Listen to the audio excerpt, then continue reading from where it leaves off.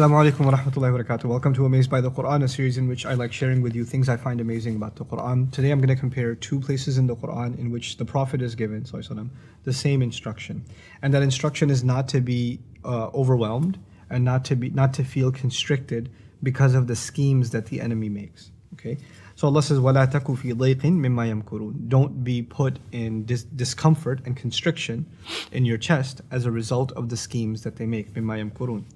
And this occurs in Surah Al-Nahl, it occurs again in Surah Al-Naml. Same exact words, except there's a little bit of a subtlety and a difference in the two of them.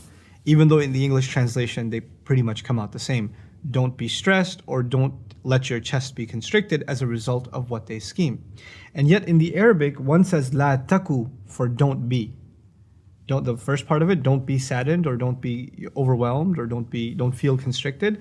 The don't be part is la taku, and in the other one is la takun. The noon is kept, which is actually absolutely incredible. Because when you do that in the Arabic language, when you take a negative, like don't be, and you take a letter off of it, because typically you're supposed to say la takun, you keep the noon, and you took it off, you took an extra letter off of it, and instead of saying la takun, you ended up saying just la taku. What you're actually saying is don't be at all, okay? I don't want you to be this way at all.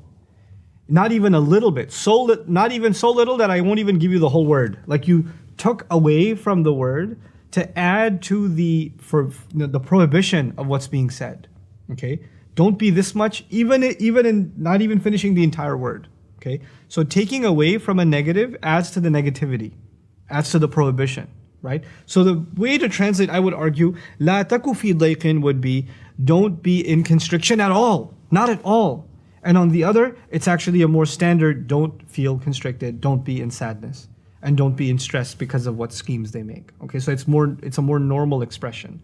What's remarkable about that is in Surah Al-Nahl, the ayah before, وَإِنْ عَاقَبْتُمْ فَعَاقِبُوا بِمِثْلِ مَا عُوقِبْتُمْ بِهِ وَلَئِنْ صَبَرْتُمْ لَهُوَ خَيْرٌ لِلصَّابِرِينَ. If they have made advances against you, and if they have retaliated against you, then retaliate in a way that you have been retaliated against. And if you could remain patient, and if you can remain steadfast, then that's certainly better for those who are able to do so and remain steadfast. Wasbir, and remain patient. In the next one, first he said you could retaliate, then he said patience is better, then he went on and said just be patient. Wasbir, wama sabruka illa billah. And your patience and your perseverance is actually entirely dependent on Allah and no one else. Wala tahzan alayhim, and don't grieve over them. Wala taku fi dayqin, and don't you dare be, don't be at all in any sadness because of the schemes that they make. This ayah, arguably, according to many mufassirun, was revealed at the occasion of Uhud. After 70 martyrs of the Battle of Uhud, 70 of the Muslims were killed and their bodies were mutilated, including the uncle of the Prophet. And the Prophet ﷺ was overwhelmed over the things that the Quraysh did. How could they do this to one of their own even? Even in battle they used to have some nobility. But to do this, and this was not an occasion to just casually say to the Prophet ﷺ, don't be in stress, don't be in sadness, don't be in constriction. But rather the volume of it had to be raised. And it had to be said in a very powerful way because this is a very, very stressful situation and a very stressful time. So وَلَا تَكُنْ just wouldn't cut it. لَا تَكُ فِي ضَيْقٍ مِمَّا يَمْكُرُونَ.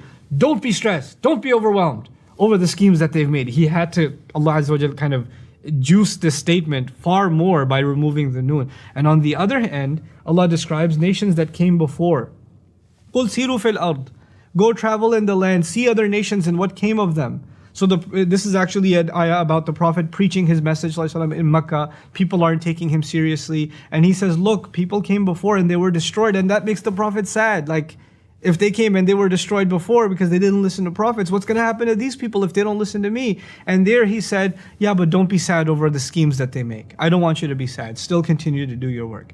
Even though this is a stressful situation, if you compare the level of stress between seeing 70 mutilated bodies and being overwhelmed at the sadness of Uhud, where the Prophet himself was almost killed, alayhi salatu wasalam, إِذْ تُصْعِدُونَ وَلَا تَلْوُونَ عَلَىٰ أَحَدٍ, when you were climbing up the mountain, not even turning around and looking at anybody, comparing that to the situation of what he was going through in Mecca, certainly the second situation is far more stressful, and the emotional stress is captured in the removal of the noon, لَا تَكُنْ. Again, in English translation, it's going to come across almost as identical. If I ever write a translation one day, it won't be identical. But, for now, what you read in translation for the most part is don't be in grief, don't be in grief. Don't be in stress, don't be in stress. And they're identical. And they're not. They're really not in the Arabic, subhanAllah. This is what I truly find amazing about the Qur'an. How emotions, how entire sentiments are captured. The intensity of a situation is captured just by the way Allah speaks. Not just what He says, but how He says it. And how He says it in an intensified way in one place and in a more normalized way in the other. So you can weigh the two and balance speech. You know, what it gives me an appreciation of is just speech itself, the gift of speech itself. You could say the same thing, but when you say it and how you say it and how much you stress and how much you take stress off, that is actually all part of wisdom. You don't just speak in the same tone all the time. You have to gauge a situation and speak, and that's actually a divine attribute, to put the right kind of weight on the words at the right occasion when necessary, and remove that weight at the right occasion when necessary. May Allah Azza wa Jal help us appreciate and love more and more the wonder and perfection of this Qur'an. Barakallahu li wa lakum. Wassalamu alaikum wa rahmatullahi wa barakatuh. Assalamu alaikum wa rahmatullah. If you enjoyed this video, please do share it with friends and family. If you want to see more videos from this series, click on the box at the top. If you want to see other videos, click on the box at the bottom. And don't forget to hit the subscribe button. Thanks.